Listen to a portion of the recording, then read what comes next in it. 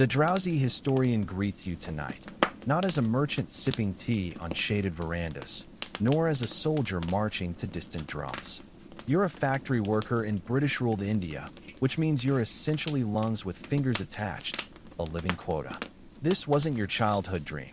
You're here because some faceless bureaucrat decided your village owed taxes, your caste fit the job description, and your labor could be monetized. The factory couldn't care less about your story. Output is its only concern. Whether your gasps come from heat stroke or opium fumes makes no difference. The ledger has no column for such trivialities.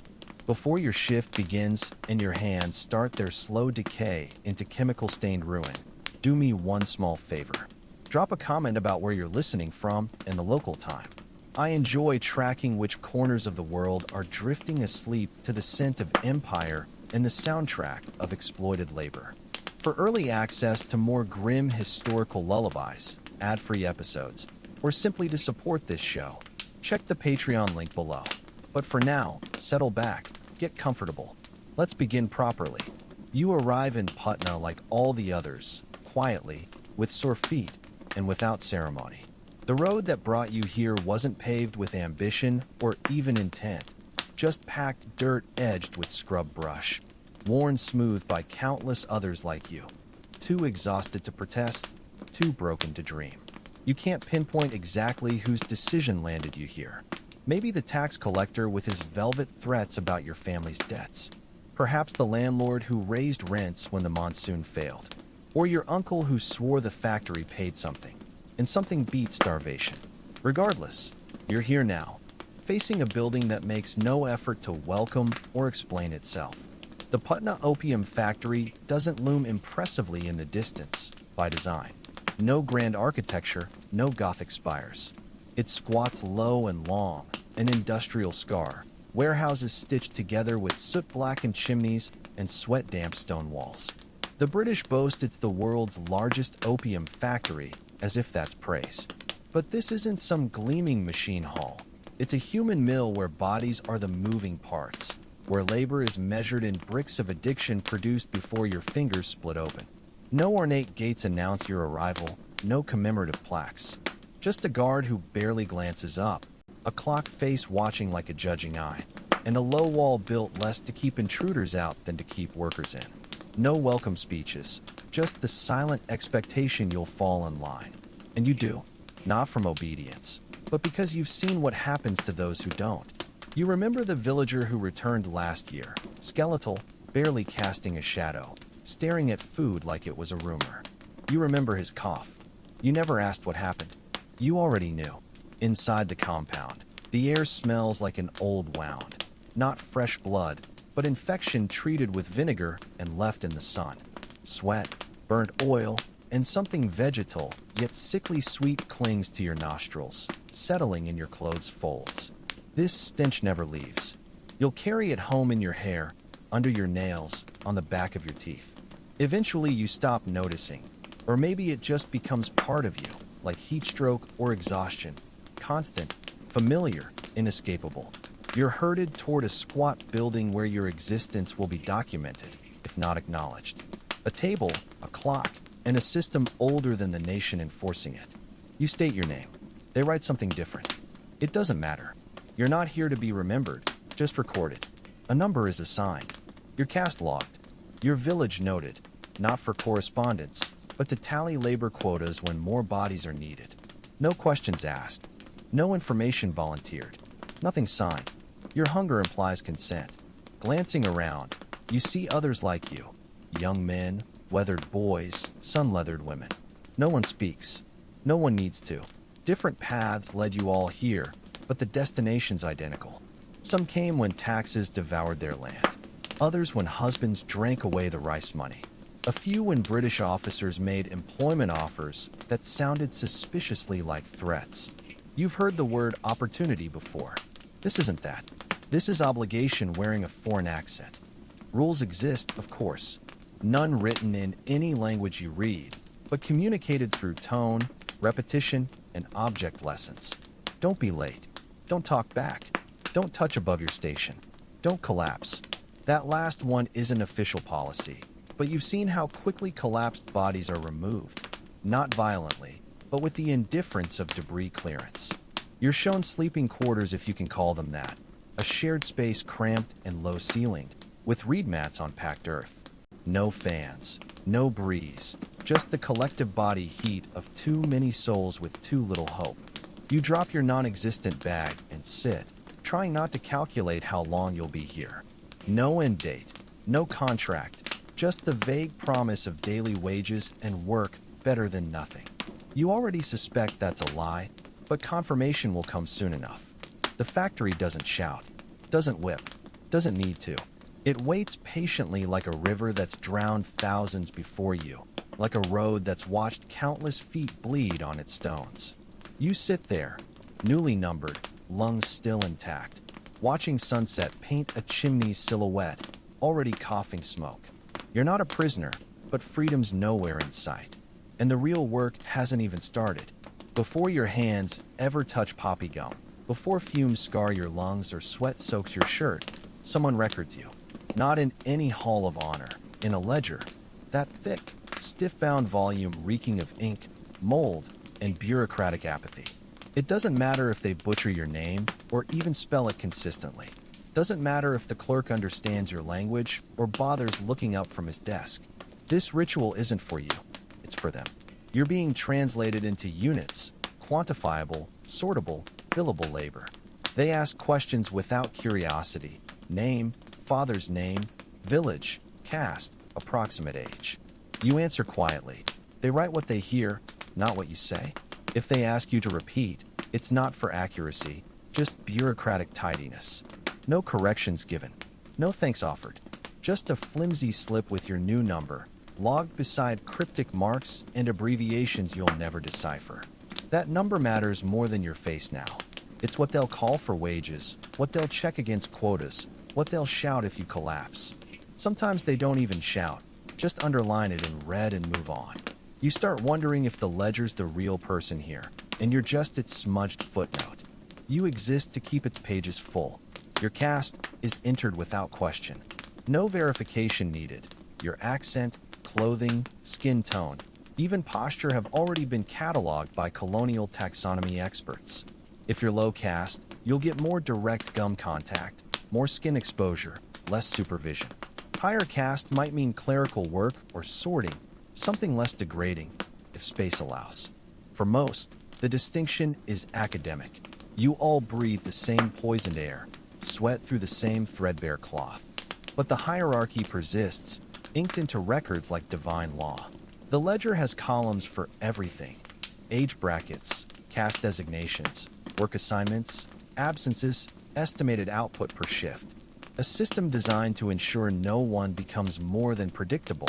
The British call this efficiency. You call it erasure.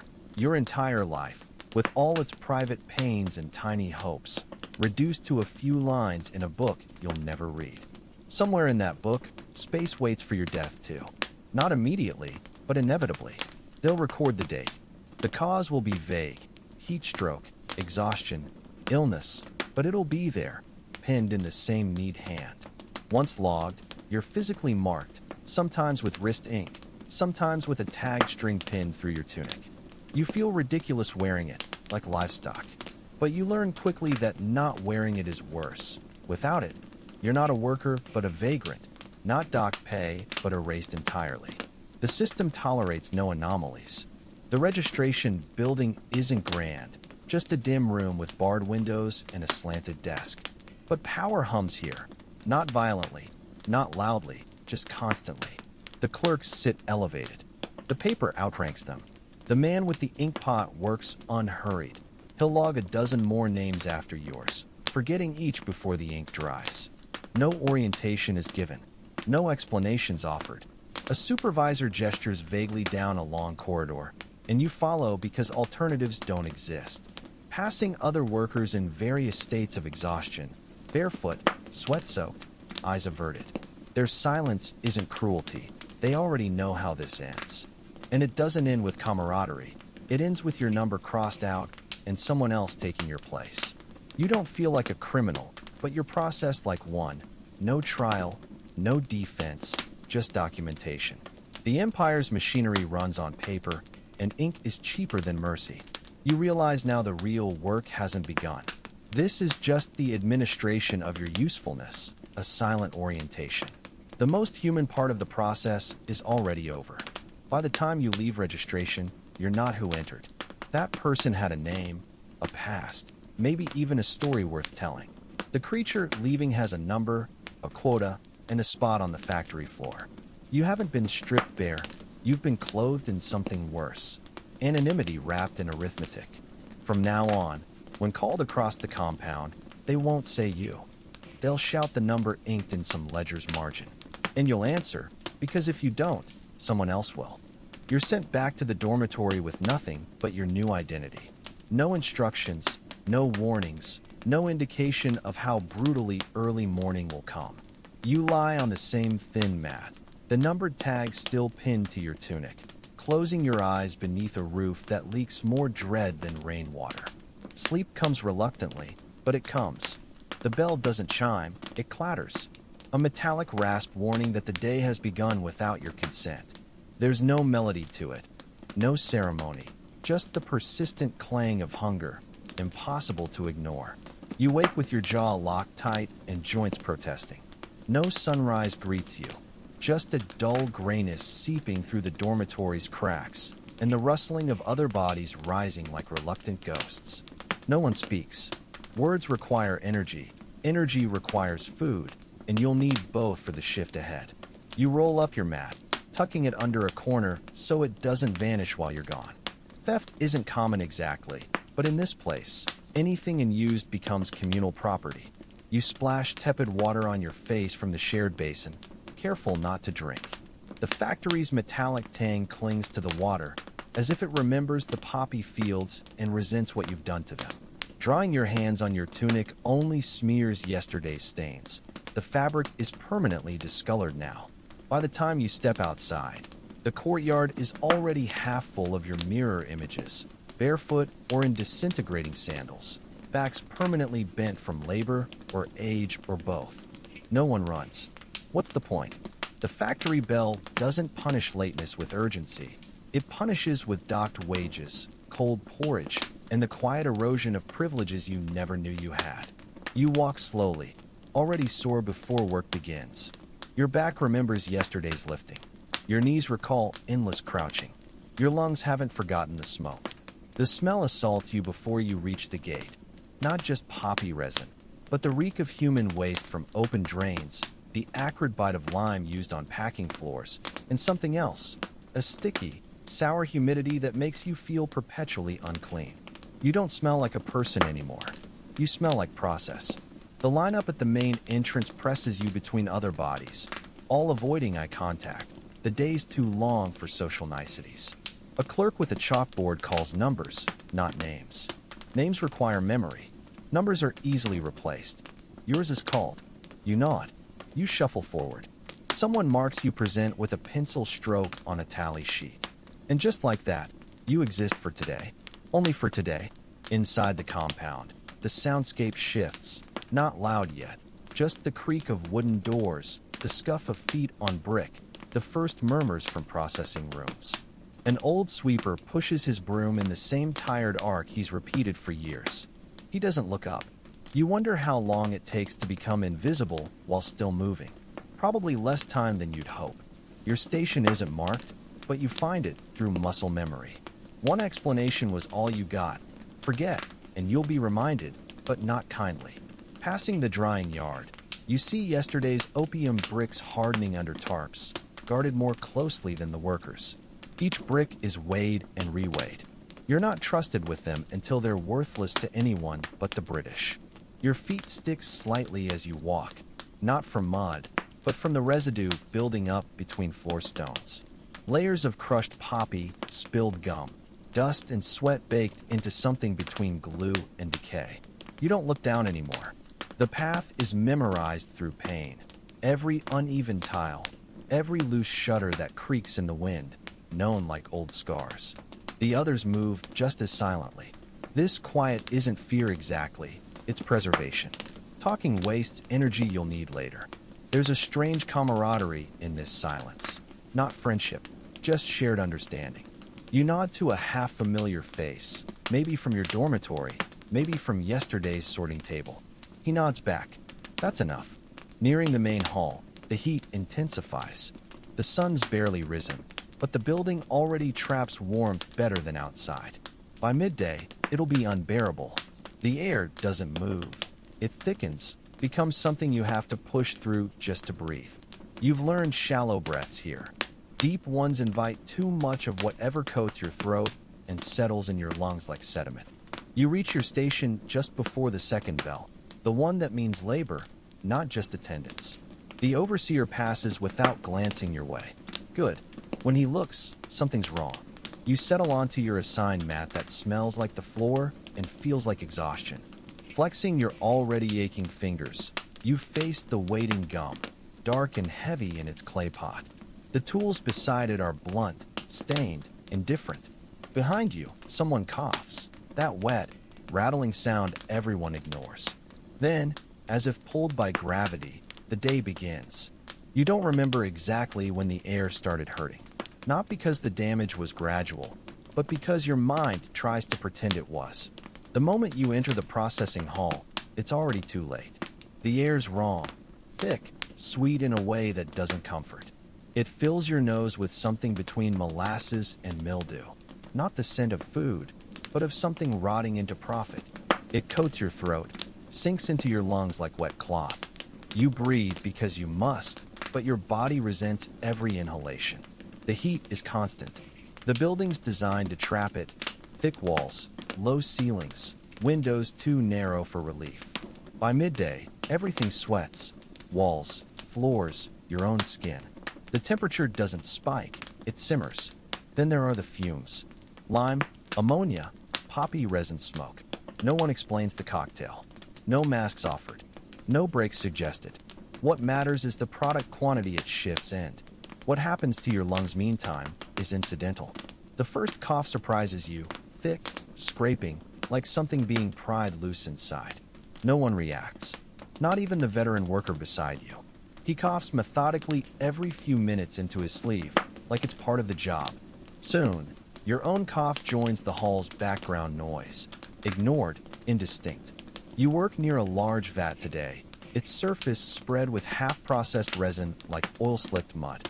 The rising smell is intoxicating in the worst way, not medicinal, just cloying. It makes your head feel detached, like you're watching your hands move from a distance. The foreman warned once not to get too close to the steam, not for your safety, but because fainting delays production. The walls are stained with years of exhaled gum and oil, a film no scrubbing removes. Handprints mark where workers braced themselves mid-collapse. Not rebellion, just accidents, byproducts of bodies pushed too far. The high ceilings suggest ventilation, but you know better. The air stays. It settles in clothes, skin, eventually blood. No one talks unless necessary. Talking requires breath, and breath is rationed here. Voices sound distant when they come. A cough turning to a wheeze, a brief exchange about gum supplies, muffled as if through wool. You stop distinguishing voices. Everyone sounds alike once the air takes hold. Is it the opium affecting you? Or just its cooked, dried stench? Stories say long exposure numbs senses, clouds minds, something for smugglers and addicts, not workers. But you don't feel sharp anymore. Thoughts come slower. Time blurs. Your eyes sting without tears. You're not addicted, just surrounded. The overseer passes. You straighten instinctively, not because slouching's punished, though it might be, but because your body now associates him with evaluation. His nose is accustomed to the smell. His shirt stays clean. He doesn't linger near vats. His job is watching, not inhaling. You envy that. You hate that you envy that. He coughs theatrically once, mutters about airflow. You nearly laugh. Your lungs won't let you. By mid-shift, you've stopped noticing the pain. Not because it's gone, but because it's settled. The tightness in your chest isn't spasms anymore, just a new way of breathing. Your throat scratches with every exhale. Your tongue feels coated. Your nose clogs not with dust, but with scent. You keep working, keep stirring, lifting, pressing. You don't think about it anymore. That would take energy you don't have. Later, stepping outside, the fresh air will feel thin and sharp, almost cruel in its clarity. You'll gasp, cough again, and wonder how long until that air starts hurting too. You don't sit in a chair. There are no chairs. There are mats if you're lucky.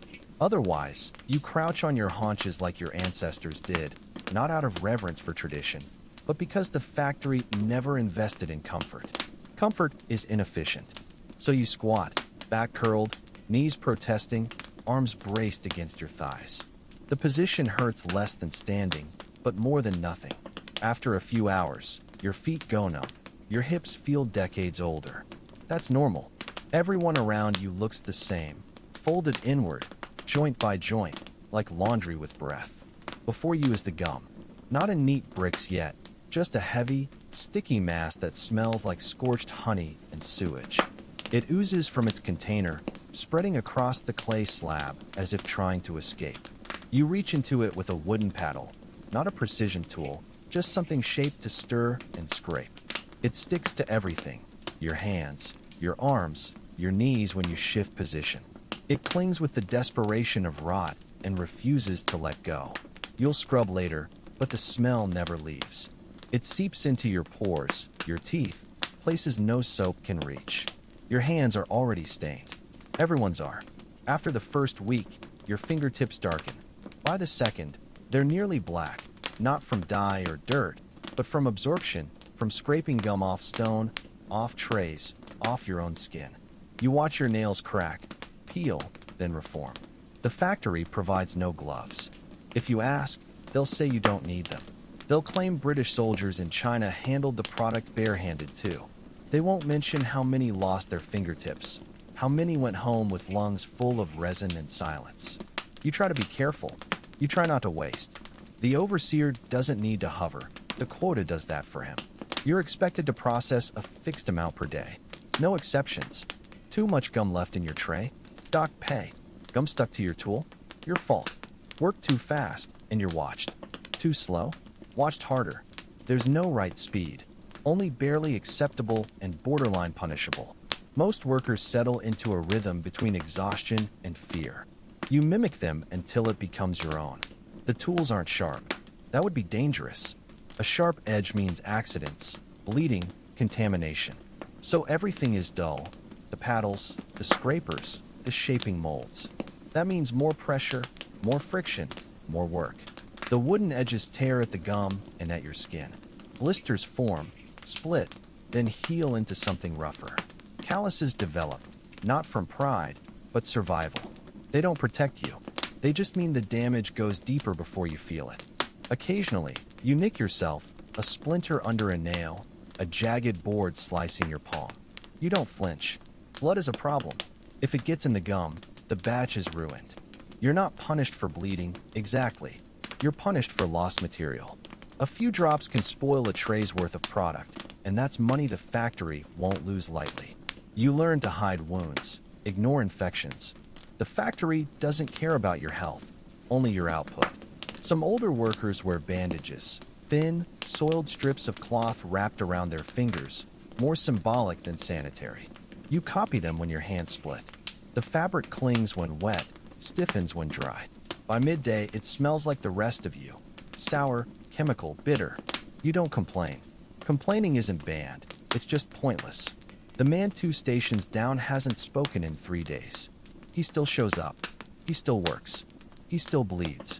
That's all the factory expects. You get one break. It isn't timed by a clock. It's dictated by routine. When the trays are full, when the bell rings, when someone higher up decides the day has reached its midpoint, you stretch your legs and feel them tremble. You rub your stiff hands. You glance down and see the gum has worked under your nails again. You'll try to scrape it out tonight with wire or another fingernail. It won't work. No one is congratulated for meeting quota. No one is thanked for diligence. Recognition isn't part of the arrangement. The only reward for meeting expectations is not being punished. If you fall behind, someone will notice. Not immediately, but eventually. A mark appears in the ledger. A deduction is made from your wages. If it happens more than once, you're moved closer to the boiling vats, where the air is worse, The tools fewer, the gum heavier. And if that doesn't fix the problem, you're dismissed. Dismissal sounds like freedom. It isn't. It means losing your dormitory bed, your ration meals, your water access. It means returning to whatever drove you here: debt, drought, hunger. So you keep working. You push your fingers deeper into the gum, even when they sting. You force the paste into molds, smooth the edges, shape the bricks. Your hands move like they belong to someone else, someone less tired, someone less aware. By the day's end, you don't look at your hands anymore. You just rinse them in the same basin as everyone else, watching the water turn brown, then darker. You wipe them on your tunic and smell the gum rising from your skin like something alive. You don't feel pride. You don't feel shame. You feel residue. That's all the factory leaves you with. And tomorrow, there will be more. The packing room is cleaner than the rest of the factory. Not clean exactly, just less obviously filthy. Floors are swept, trays stacked neatly. The small windows, though dust-filmed, admit slivers of daylight. For a moment, you almost mistake it for being less oppressive, but that's an illusion. The air still hangs thick with the sweet rot stench of processed poppy. The difference is presentation. This is where the factory's true product emerges: visible, tangible, marketable. The part that leaves India. By the time the gum reaches this room, it's been boiled, pressed, filtered into something dense and dark. Overcooked molasses shaped into obedience. You no longer handle raw resin. You handle product. Measured into molds, pressed into bricks the size of small books. Each corner smoothed, each weight verified twice. A brick too light is theft. A brick too heavy is loss. You've never seen either mistake forgiven. Silence is enforced here. Not for safety. Nothing here is more dangerous than what you've already survived. But for control. A second overseer watches from a raised platform. Not the same one who patrols the gum floors, but equally indifferent. He doesn't move much. Doesn't need to. His vantage sees everything. If a worker speaks, they're removed. Not reprimanded, removed. Permanently or temporarily. You're never told which. The silence amplifies every sound. The thud of a mold on wood. The crinkle of wrapping paper. The screech of nails being hammered into crates. You understand now why silence is preferred. It makes the sound of progress deafening. Every noise is proof the machine still runs. Every sealed crate is a silent cheer from some British office far from this stinking room. The wrapping paper is coarse, but the ink is crisp, black stamps declaring Patna, Bengal, company export. Destination ports printed in English: Kolkata, Rangoon, Shanghai. Some crates will reach government depots. Others will cross oceans. Some will end up in medicine shops.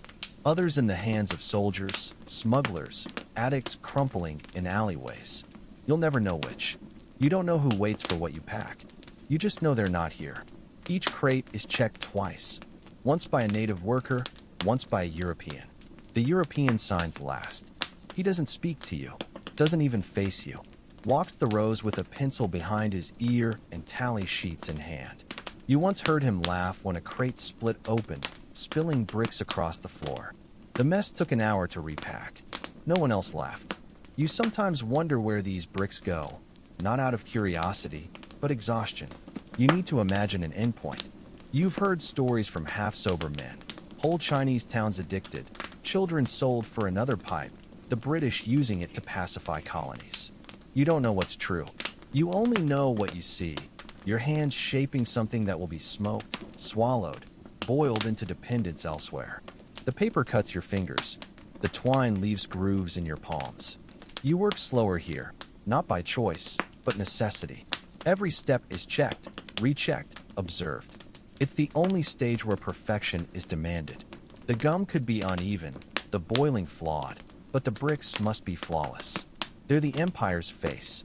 Not just opium, product, commodity, exportable control. Occasionally a British officer visits, always in white, as if proving the factory can't touch him. Polished shoes, neatly rolled sleeves. They inspect a brick sometimes, holding it to the light like admiring sculpture, then set it down and leave without thanks, without words, without trace of where they go next. You suspect their offices are upstairs, or perhaps across the compound, somewhere with better air and fewer workers. When a crate is full, you and two others lift it. Requires coordination. One wrong move and the lid won't align. One jolt and the paper bricks tear. You lower it onto the dolly carefully.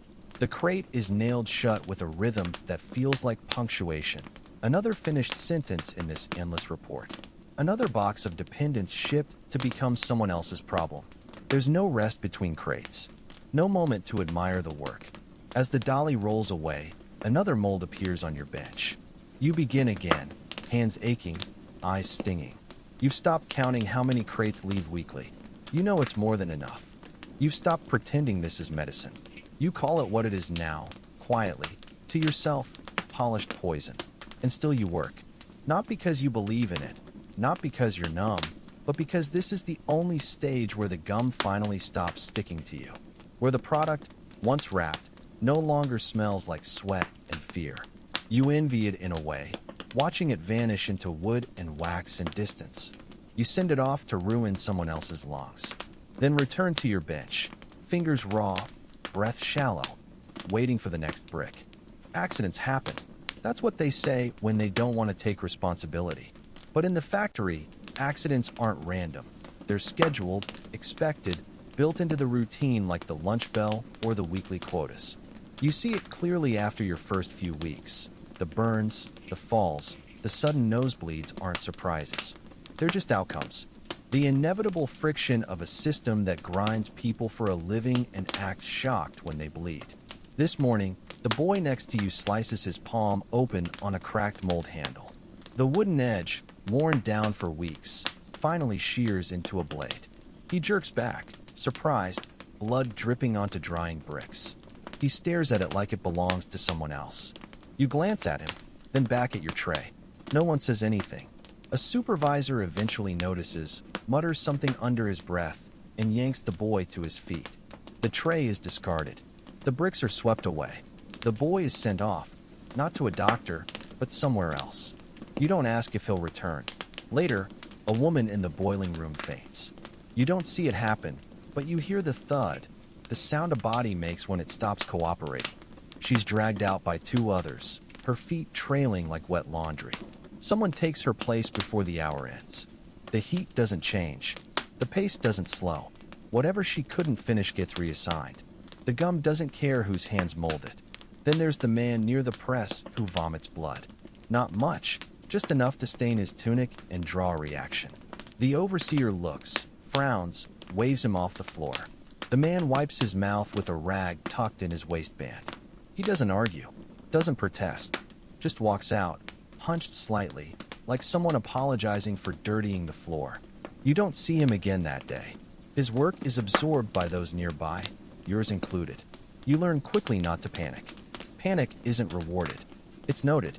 If you stop, if you hesitate, if you show too much concern for someone else, your productivity drops, and that's what gets measured. Your instinct to help dulls fast. Not because you don't care, but because you're trained not to. You still feel something when someone gets hurt. It just happens beneath the surface, where it won't interfere with your hands. The factory doesn't punish accidents. It simply replaces them. The injury isn't the interruption, you are. You're the variable that must be managed, repositioned, evaluated for continued usefulness. If your cough worsens, you're moved to a cooler station, not for your comfort, but so your output doesn't drop further. If your hands blister too badly, you're given wrapping duty, not out of mercy, but to keep you on the ledger without wasting material. The factory isn't cruel. It's pragmatic. Cruelty would require intent. This place runs on indifference. Sometimes someone screams. Usually when the injury is sudden, a burn from boiling resin, a deep cut, a collapsed lung. It echoes for a second, sharp and raw. Then it's absorbed, folded back into the rhythm of the day like static. No one reacts loudly. Some don't react at all. It's not that they don't hear, they've just heard it before. And they know the scream doesn't change anything. It's not a signal. It's just noise. You've had your own share. Minor mostly. A burn on your forearm that peeled skin in long strips. A smashed thumb from a slipping mold. A dizzy spell you disguised as a need to urinate. just to sit outside for 5 minutes and taste air that didn't smell like tar. You never reported them. You handled them quietly, the way everyone else does, because reporting doesn't bring help. It brings attention, and attention is dangerous. Sometimes you wonder how many accidents go unseen. How many workers stumbled in the latrines and were never found? How many slipped behind crates and weren't noticed until days later? How many collapsed in their dormitory and simply didn't wake up? The factory doesn't keep track of people. It keeps track of output. If the numbers don't drop, the names don't matter. At the day's end, the injuries get scrubbed away, literally. Floors are swept. Stains are bleached. Blood is washed down the same drains as the gum. No memorials. No pauses. The space is reset, ready for the next shift, the next body, the next accident. You wash your hands in the basin, see the thin cut on your knuckle from earlier, and say nothing. The water turns pink for a second, then clears, like nothing happened at all. You don't expect safety. You don't ask for it. That's not what this job offers. What it offers is consistency, a routine that doesn't change, even when you do. Your body is a tool, and tools wear down. If one breaks, you replace it. If one screams, you wait for it to stop. You shape the gum with fingers already blistered last week, already healing into tougher skin, already preparing for the next tear. You're not trying to survive the work. You're trying not to be noticed by it. That's as close to protection as you'll get. You're not allowed to touch certain tools, not because they're dangerous or you lack training, but because of caste. No one explains this. No one needs to. It's written in how people move around each other, how water is passed without contact, how benches are spaced to maintain just enough separation between bodies deemed unequal. You arrive thinking labor might blur these lines. It doesn't. If anything, it sharpens them. The Brahmin boy doesn't work with gum. He fetches water, carries messages, checks weight tallies under a clerk's supervision. His clothes are cleaner, though still worn, his fingers long and unmarked. He doesn't speak to you directly. If he needs you to move, he gestures. You pretend not to notice. It doesn't matter. His authority comes not from skill, but birth. The caste ledger predates the company. The Muslim worker is assigned to a separate room. You see him during meals, rarely during shifts.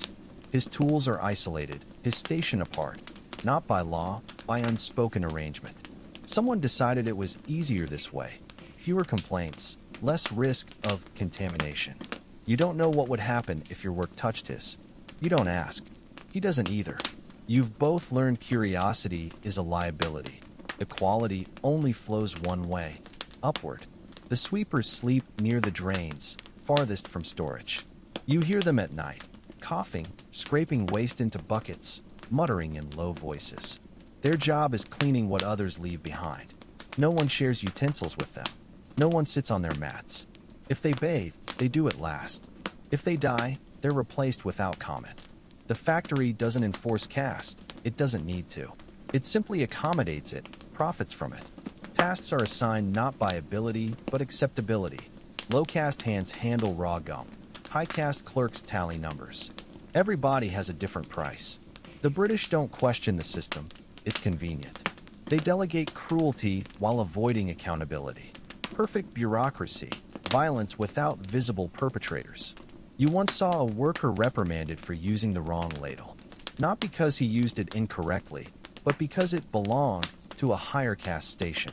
Even washing it afterward didn't erase the offense. He was reassigned the next day, demoted to cleaning trays instead of shaping bricks. No explanation, just a silent shift.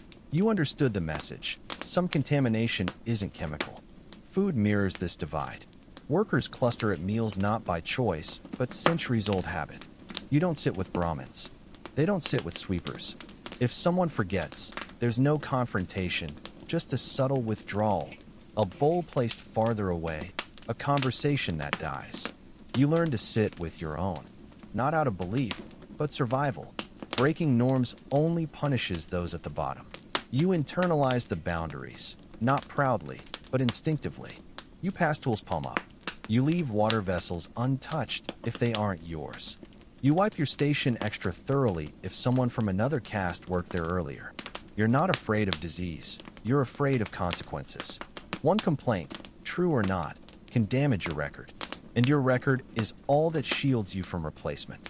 The overseer doesn't intervene in caste matters. If someone protests, he shrugs. If someone refuses to work with another, he rearranges the roster. Efficiency, he calls it. Harmony. The words paper over what they must. His job isn't justice. It's keeping numbers clean and the floor quiet. As long as production continues, as long as no one riots or collapses en masse, the hierarchy remains untouched. You wonder sometimes if caste was always this hollow. Village elders spoke of dharma, spiritual duty, not labor categories. But here it's just economics. Who gets which suffering? Who breathes slightly cleaner air while ordering others about? The factory has no gods. It just monetizes the ones beyond its gates. At night, whispers crisscross the dormitories. Gossip, complaints, occasional jokes. But no one discusses caste outright. It's too obvious, like the heat or the stench. Not hidden, just constant. You fall asleep knowing exactly where you stand and where others stand relative to you. This knowledge weighs heavier than your limbs, heavier than the day's labor. You don't dream of equality. You don't even dream of reversal. You dream of neutrality, a place where your hands aren't judged by who's watching, where work matters more than birth. You know that place doesn't exist.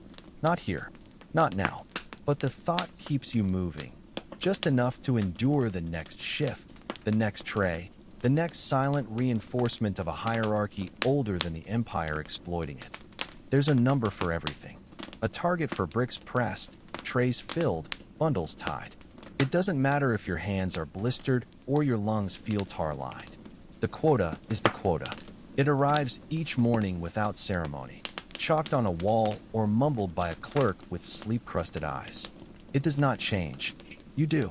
That's the point. At first, you tell yourself it's manageable. You pace yourself. You measure your strength. But your body betrays you. Heat, exhaustion, hours repeating the same motion until your fingers feel like wooden pegs.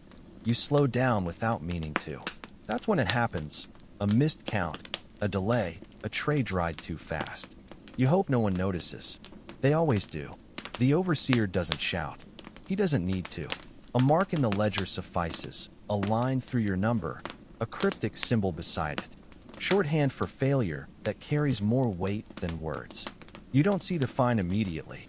You feel it at week's end, when wages hit your palm lighter than expected. No explanation. Just fewer coins and a nod that says, this is the tax on imperfection. The wages themselves are a sick joke. A few annas, enough for rice, maybe oil, never enough to escape. The coins feel temporary, like they'll dissolve if you clutch them too tight. Some workers send pay home.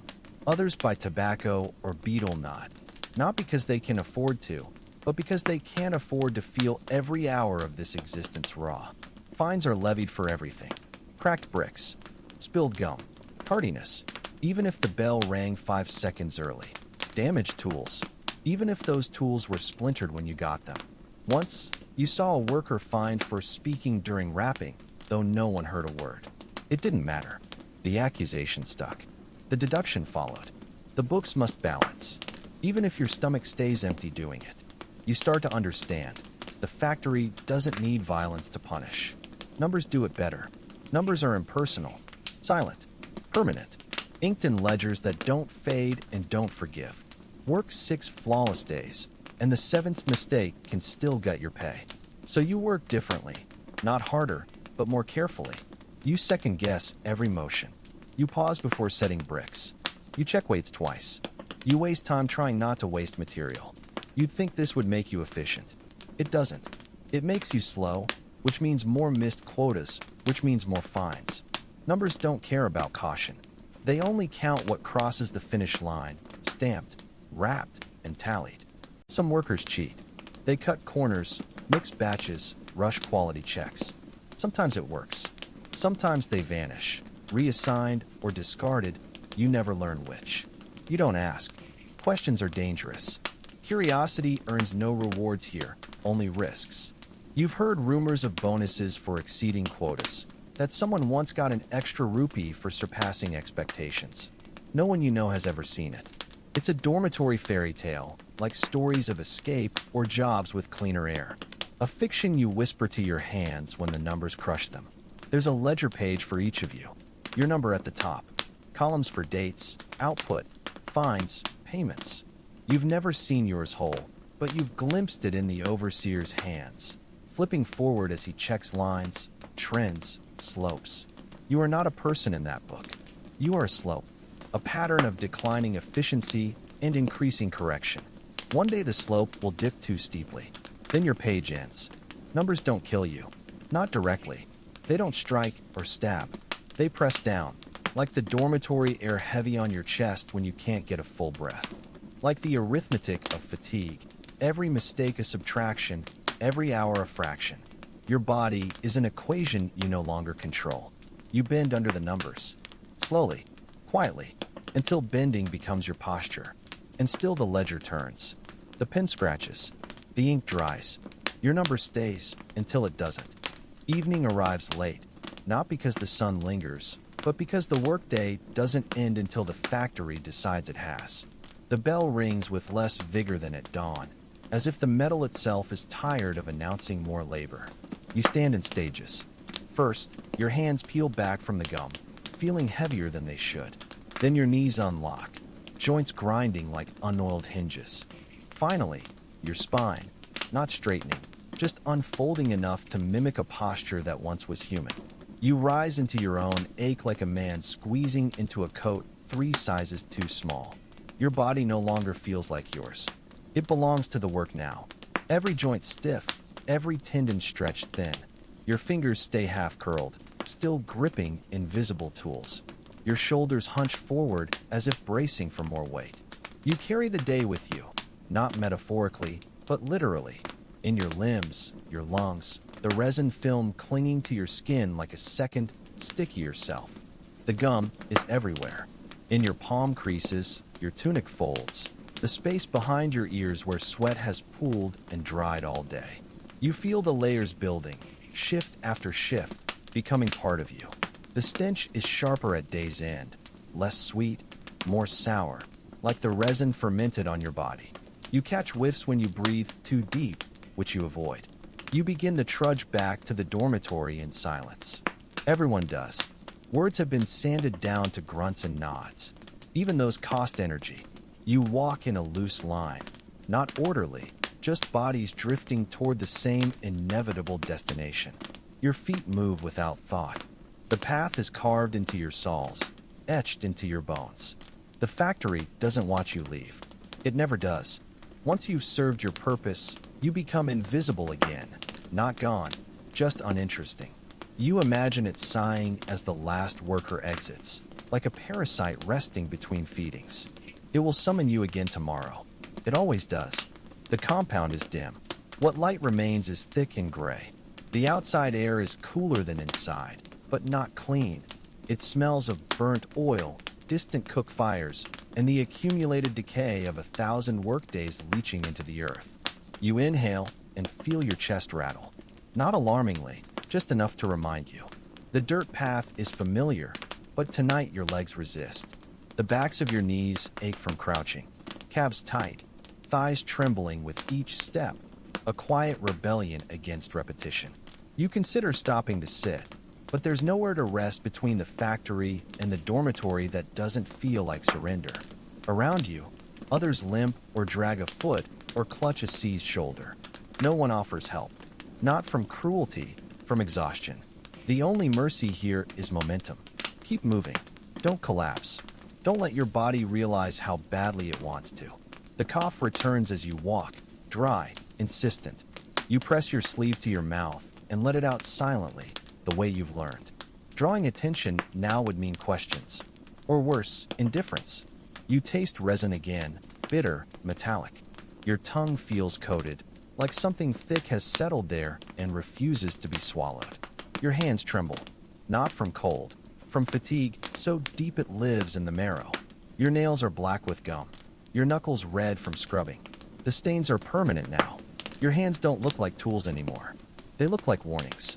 When the dormitory appears, your legs take over. Your thoughts lag behind. The building is low, rectangular, flickering with the dull glow of oil lamps inside. It isn't comforting, just a trough at the road's end. You know you'll lie down there. You know you'll wake there. You know you'll return to the factory from there.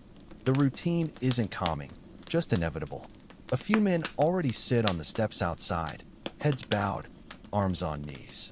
One wipes his face with a rag. Another rubs a shoulder that won't loosen. You nod. They nod back.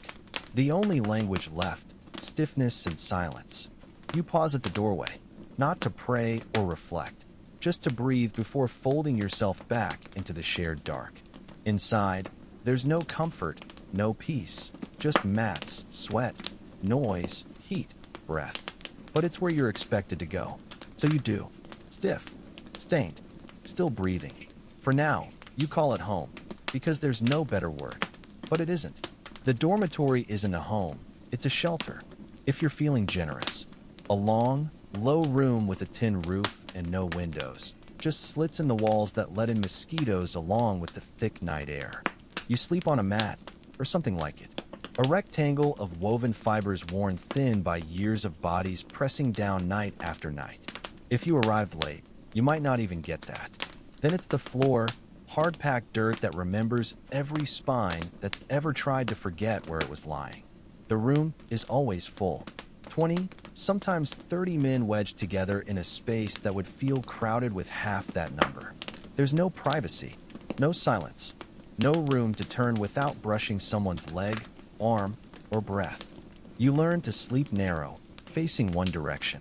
You learn to keep your few possessions tucked inside your tunic or tied around your waist. Not because you fear theft, but because anything left unguarded becomes communal property. That's how need works here. The air never cools. At night, the heat shifts from blistering to stagnant. It clings to the walls, the floor, your chest. You sweat through your clothes even while motionless, damp patches blooming across your back like mold. The roof traps everything: body heat, breath, the sour tang of the day's labor rising from every pore. If a breeze slips through, it's not relief, just a taunt of what should be but isn't. You try to sleep. Sometimes you succeed. Most nights, you hover between exhaustion and discomfort. You close your eyes, but your mind keeps pacing. You hear everything. The wheeze of the man 2 mats down. The endless scratch of someone battling fleas. The soft, hopeless crying of a boy who hasn't learned to do it silently yet. Someone snoring. Someone muttering in a dream. Someone coughing. The kind of cough that's been waiting all day to escape. You tell yourself it's just background noise. Eventually, it is. The mosquitoes are relentless. They whine in your ears like the overseer's bell. High-pitched, inescapable, always just close enough to drive you mad. You sweat at them knowing you'll miss. You pull a damp rag over your face. It helps. A little. You think of mosquito nets, of ointments, of citronella leaves your grandmother used to burn. None of that exists here. Here, you bleed a little every night and wake up itchy. No one talks about malaria, but everyone knows someone who left with fever and never came back. You sleep in the same clothes you worked in. There's no change of clothes, no clean set folded in a corner. You lie in your own stink and everyone else's. You breathe through your mouth when you can, through your shirt when you can't. You used to care. You used to feel shame at the smell. But here, shame has no audience. Everyone stinks the same. The odor isn't a flaw, it's the badge of survival. Even when your eyes close, your body doesn't truly rest. Your hands twitch in sleep, still curling as if gripping a paddle. Your legs cramp from crouching too long, knees locked in half-bent agony. You wake suddenly, convinced you've been kneeling for hours. You shift. You try again. This isn't rest. It's a pause. A reset button pulled tight by necessity. The factory doesn't need well-rested workers, just workers who don't die before quota. The dreams you do have aren't peaceful. You dream of trays tipping, of gum that won't mold, of the overseer's face hovering just out of reach. You dream of being late, of miscounting, of opening your wage pouch to find it empty. Once or twice, you've even dreamt of freedom, but it came dressed in unfamiliar clothes, speaking a language you couldn't understand. Mostly, you dream of repetition, of doing it again, and again, and again. When you wake, there's no relief. No feeling of renewal. Just the dull awareness that you're still here. Still horizontal. Still soar in the same places. Sometimes you're shocked to see only an hour has passed. Sometimes you're not sure if you slept at all. It doesn't matter. The bell will ring soon. Your muscles will protest. Your eyes will burn. But you'll stand anyway. Because that's what bodies do here. They rise because they must. The cough starts as a tickle. Not deep. Not alarming. Just enough to clear your throat more than usual. At first, you blame the heat, the dust, the boiling room steam seeping into every crack. You drink more rust-tinged water. You chew slowly to avoid swallowing air. You speak less, not that anyone talks much anyway. But the tickle doesn't leave. It settles in. You're not alone. Everyone's coughing now. Some wet, some dry, a few sounding like it comes from somewhere deeper than lungs. The boy 2 mats over wheezes in his sleep. The man at your workstation hacks into his sleeve every half hour, turning so the overseer won't notice. It becomes part of the factory's rhythm, like cartwheels creaking, trays scraping, the quota bell ringing. The sound of lungs emptying without permission. At first, you joke about it quietly. Call it the factory's souvenir, a gift for your service, a reminder. Others chuckle when they have the breath. Not because it's funny, because the alternative is fear. You've heard the stories. Everyone has. The man from the boiling room who coughed up blood at dawn and never returned. The woman from packing who stopped speaking mid-shift and was taken from the dormitory after dark. No one sees them again. No one asks. Asking is dangerous. There's no doctor. Not here. If someone collapses, a supervisor checks for a pulse. If it's there, they're dragged to the edge of the room and told to wait until they can stand. If it's not, a canvas-covered cart arrives. Always brisk. Always returning empty. The body's gone before questions form. The station's cleaned. The tray reassigned. The day continues. Grief is too inefficient for the routine. You start spitting into rags, into corners, behind the latrine. The mucus darkens, brown, then black, sometimes streaked. You stop looking. You tell yourself it's just the gum. All that resin clinging to your throat, lining your teeth, coating your tongue with a bitterness that won't fade. But there's something else underneath. Something metallic. Then salty. Then nothing, like your tongue's gone numb. Breathing becomes work. Not all at once, gradually. First, you're short of breath when standing too fast. Then when crouching too long. Then all the time. You ration oxygen like coins. Hold your breath through the worst fumes. Exhale slowly. Pace your movements. You become an expert in half-breaths, moving through the day like you're underwater. Some nights, you wake coughing. Not loud. Not even painful. Just enough to keep you from sleep, which is worse. You lie still, listening to the symphony of damaged lungs around you. An orchestra of expiration. You wonder when they'll notice you're getting worse. You wonder what happens when they do. You know you won't be told. You'll just be reassigned. Or removed. The jokes stop. The others stop too. No one talks about the cough anymore. Not because it's gone, because it's too present. Too shared. Too real. It fades into the background, like the gum, like the fines, like the overseer's footsteps. You cover your mouth when you cough now. Not out of politeness. To hide it. To make it seem smaller than it is. To preserve the illusion you're still useful, still above the threshold where people get noticed. You think about the outside world more. Not longingly, clinically. Trying to recall the last time air didn't burn on the way in. Imagining walking through a field without coughing. Sitting by a fire without choking. Speaking a full sentence without your voice catching. These thoughts come unbidden, not as hope, but as measurement. You're calculating your distance from what was once normal. Your hands still work. Your back still bends.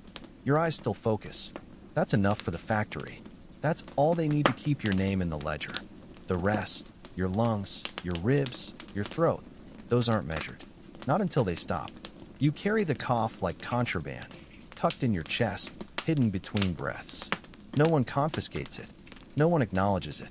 It moves with you, grows in you, smuggled past every checkpoint because it's invisible, until it isn't.